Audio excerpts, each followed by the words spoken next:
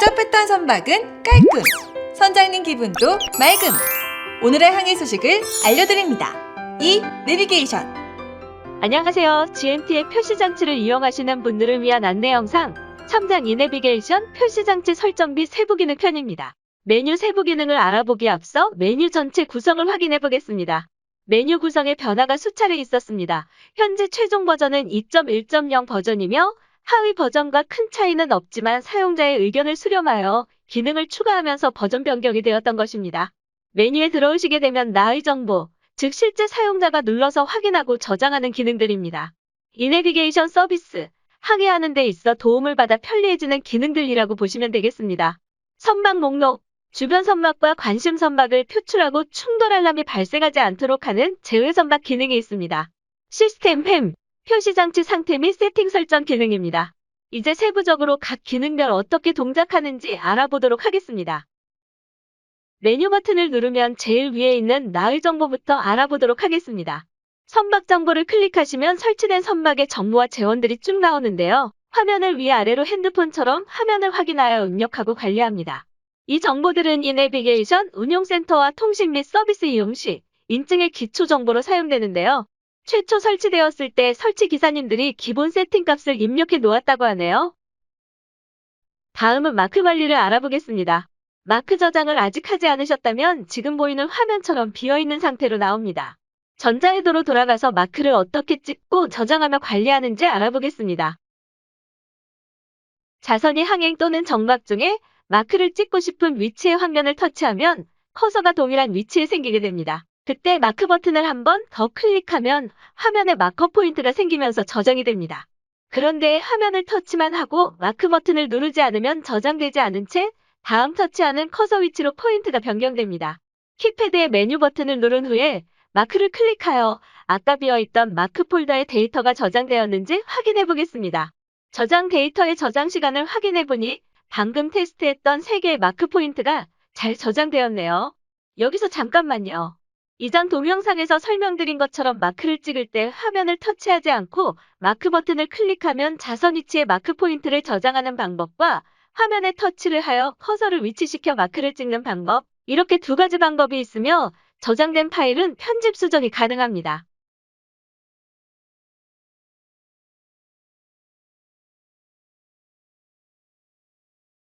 저장된 파일을 어떻게 수정하는지 보겠습니다.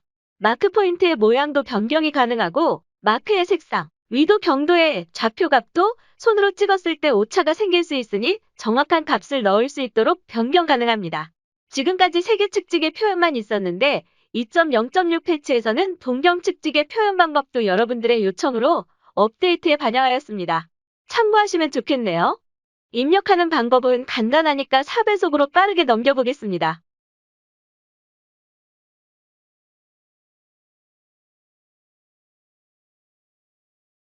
자, 이렇게 저장된 마크 정보를 어떻게 삭제하는지 알아보도록 할게요. 마크 관리 메뉴에서 화면 우측 상단에 위치한 삭제 버튼을 클릭합니다. 각각의 데이터들 앞에 선택할 수 있는 박스가 생기며 삭제할 파일을 클릭하고 하단에 있는 삭제 확인 버튼을 누르면 삭제가 됩니다. 다음은 마크와 항적 변경 메뉴입니다. 해도에 표시할 마크의 모양과 색상 선택, 해도에 표시되는 항적의 색상을 선택하는 기능입니다. 저장할 마크와 항적의 색상을 선택할 수도 있지만 이미 저장된 데이터에도 색상과 모형, 표시를 변경할 수 있습니다. 관리하기 편리하겠네요. 항로 관리는 전자회로 우측 기본 메뉴의 항로 버튼을 눌러 항로 계획을 이용하면 자동으로 저장됩니다. 항로 계획 설정 방법. 첫 번째, 가고자 하는 목적지를 전자회로에서 약 1에서 2초 정도 누르고 있으면 항로 계획 선택창이 뜹니다. 계획창에서 추가 버튼을 누르면 변침점이 생성됩니다. 이때 추가 버튼을 누르는 만큼 변침점이 생성이 됩니다. 생성시킨 여러 개의 변침점을 해도를 확대하여 장애물들을 피하여 잘 배치 후 검증을 요청합니다. 요청 후 빨간색으로 표시된 지역은 다시 재배치하고 녹색은 그대로 유지합니다. 이렇게 하여 모두 녹색이 되었다면 확인을 눌러 운항 안내를 받을 수 있으며 운항 시 계획은 자동 저장됩니다. 두 번째 방법은 전자회로 화면에서 우측 메뉴의 항로를 누릅니다. 그러면 좀 전에 항로 계획과 동일한 창이 뜨며 동일한 방법으로 설정합니다. 항적 관리 메뉴에 대해서 알아보겠습니다.